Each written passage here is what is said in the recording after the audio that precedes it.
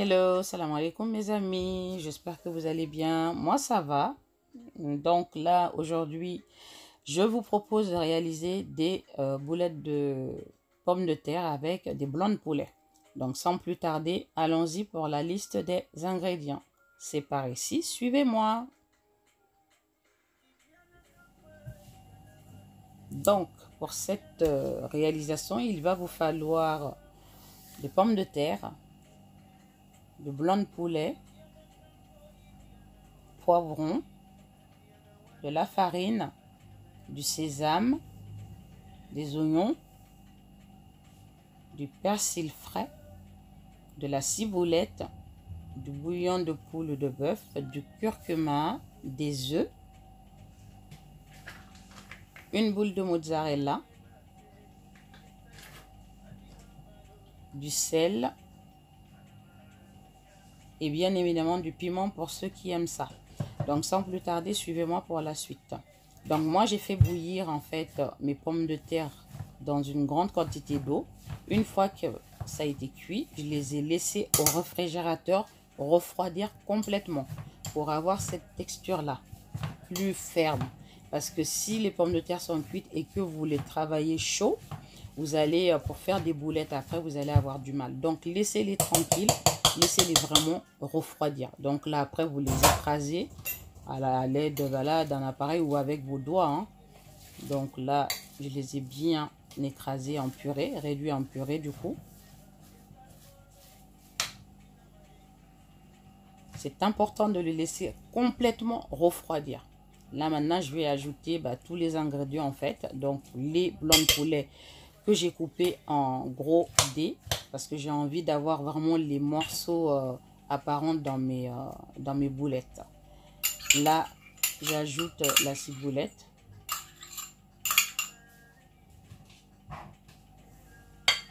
Du curcuma. Du bouillon de poule. Vous aurez la liste des ingrédients comme d'habitude en barre descriptif. Donc n'hésitez pas à les consulter. Là j'ai des persils.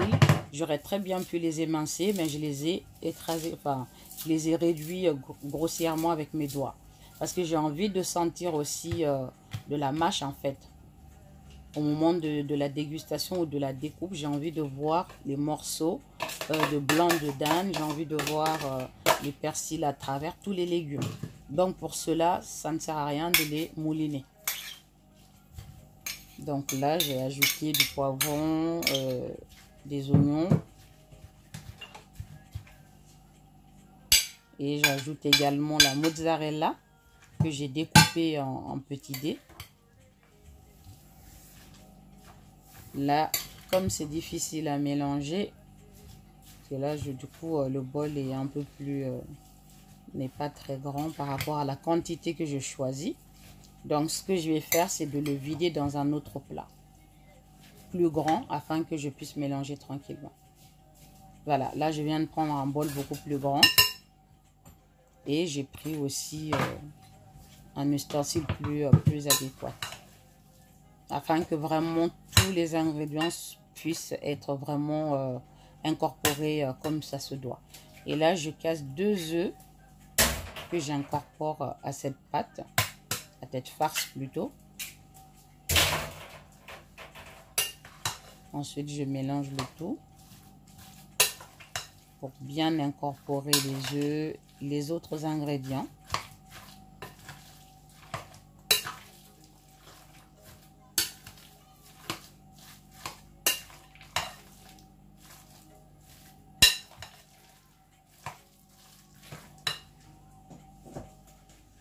Donc là, je mets une cuillère à café de sel, comme vous l'avez vu, et du piment. Des pâtes de piment, c'est moi qui les réalise. Donc si vous n'aimez pas ça, n'en mettez pas. Si vous aimez ça, mettez plus. Moi, une petite cuillère à café, ça me suffisait amplement. Et maintenant, on mélange vraiment harmonieusement.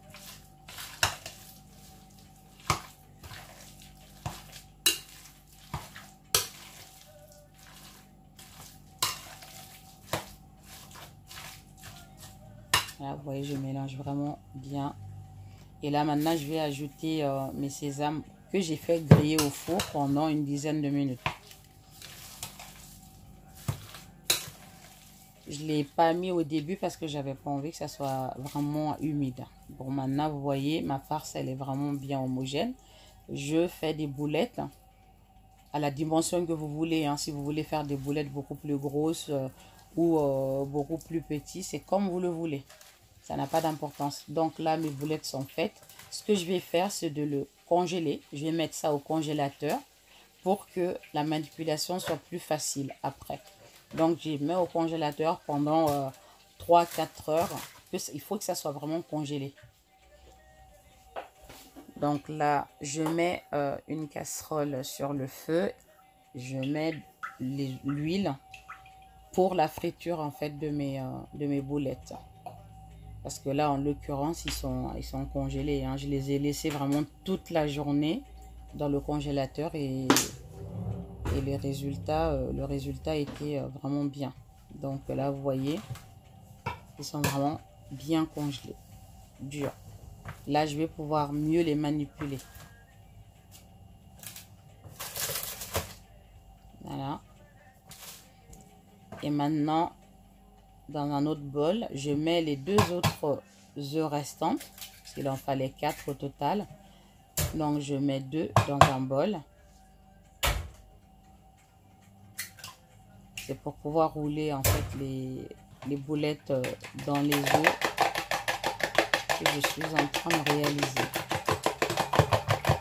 Pour le diluer un petit peu, n'hésitez pas à ajouter un peu de lait. Quelques gouttes de lait, ça le rend un peu plus fluide. Mais pas beaucoup. Hein. Ça, je ne vous donne pas de quantité. Peut-être 20 ml. Voilà, c'est rien. Ou 3 cuillères à soupe de lait. Vous le fouettez vigoureusement. Donc, c'est prêt. Maintenant, je vais prendre la farine. Je le mets dans un bol un peu creux. Le bol, il faut que ça soit un peu creux pour que je puisse vraiment manipuler mes boulettes. Maintenant, je trempe ma boulette dans les œufs battus. Je fais en sorte que tout soit bien imbibé. Mais vous voyez, c'est dur, c'est congelé. Du coup, je n'ai aucun problème pour les manipuler. Si c'était encore frais, eh bien, vous alliez avoir du mal.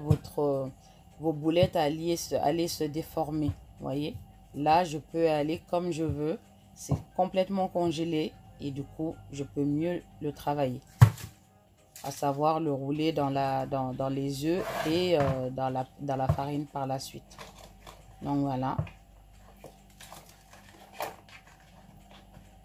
Là, ça ne s'écrase pas, ça ne se déforme pas sous la main, quoi.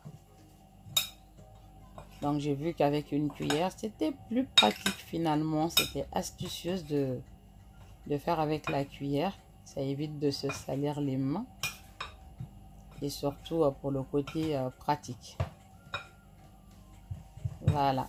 Maintenant, nous allons passer à la friture. Donc, comme je vous ai dit, j'ai fait chauffer de l'huile sur le feu. Et du coup, maintenant, je vais faire cuire mes boulettes. Donc, ne faites pas, il ne faut pas que l'huile soit brûlante, mais qu'elle soit chaude, même pas brûlante. Et vous mettez au feu moyen. Sinon, vos boulettes vont dorer trop vite et peut-être même noircir avant même que ça soit cuit. Même si la cuisson va se terminer au four. Donc là, vous voyez, là, je vais retourner pour que l'autre face soit dorée aussi.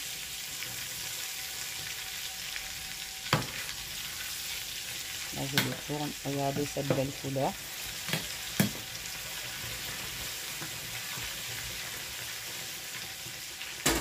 Donc, je laisse cuire de l'autre côté aussi, l'autre face. Et là, vous voyez le résultat. Les deux côtés sont bien dorés, uniformes. Ne les faites pas trop dorés parce que ça va passer au four. Attention à cela. Si vous les faites trop dorés déjà là, au four, ça va brûler. Et esthétiquement parlant, ça ne sera pas joli. Donc, vous faites comme ça avec toutes les boulettes jusqu'à épuisement du stock. Ensuite, là, il faut mettre le tout dans un bol qui va au four. Hein. Donc, vous voyez. j'ai pu vraiment les faire frire comme je le voulais parce qu'ils étaient congelés à la base. Du coup, la manipulation est très importante. C'est pour cette raison que je les congelés. Maintenant, je vais mettre ceci au four pendant 30 à 40 minutes à 170 degrés, 170, 180, vous voyez là. Je les ressors. Mes boulettes sont beaucoup plus dorées. Voyez, c'est chaud, doré, mais la couleur est parfaite. Donc là, of course, voici le résultat. Donc, il ne reste plus qu'à le déguster. Vous voyez que c'est assez mou, c'est bien croquant à l'extérieur et fondant en fin de compte à l'intérieur. Mais on va passer à la dégustation, vous allez voir tout ça. C'est par ici. Donc voilà. Ma belle boulette de pommes de terre. Rien qu'à la regarder, ça donne envie, quoi. On se régale rien qu'en le voyant. Et comme d'habitude, hein, je me dévoue pour être la testeuse, la goûteuse. Désolée pour ceux et celles qui sont derrière leur écran. Regardez-moi ça. Ça, vraiment, on voit vraiment tous les ingrédients à l'intérieur. Surtout le blanc de dinde est bien apparent. C'est pour ça qu'il ne faut pas les couper trop finement. Faites des gros dés comme ça, vous voyez à l'intérieur, comme ça. Vous voyez les persils et tout. C'est super. C'est exactement les résultats que je voulais.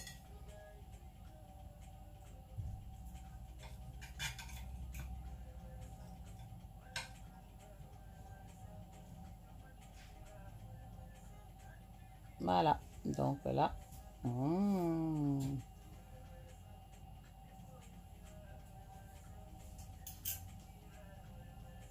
Quel régal. Et bien là, c'est la fin de cette vidéo. Une fois de plus, merci de m'avoir suivi, d'avoir regardé cette vidéo-là. Comme d'habitude, abonnez-vous si ce n'est pas fait. Activez la cloche de notification pour ne rien rater de mes recettes. Et surtout, partagez le lien. Et je vous dis à bientôt pour une nouvelle aventure culinaire avec Fatim la Douce. Salam alaikum. Bye bye.